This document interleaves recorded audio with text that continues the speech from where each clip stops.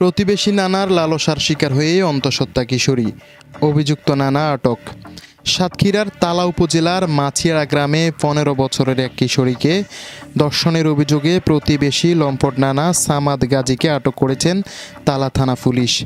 সে খলিলনগর ইউনিয়নের মাছিয়াড়া গ্রামের মৃত এজাহার আলী গাজীর পুত্র। ধর্ষিতা কিশোরী বর্তমানে ৬ মাসের অন্তঃসত্ত্বা বলে জানা গেছে।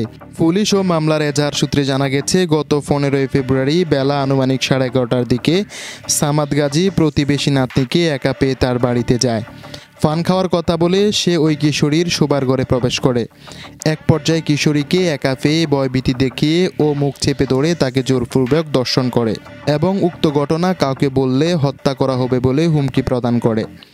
এজাহারে আরও উল্লেখ করা হয়, উক্ত ঘটনার পর থেকে আসামি বিভিন্ন সময়ে ভয়ভীতি দেখিয়ে একাধিকবার ওই কিশোরীকে ধর্ষণ করে।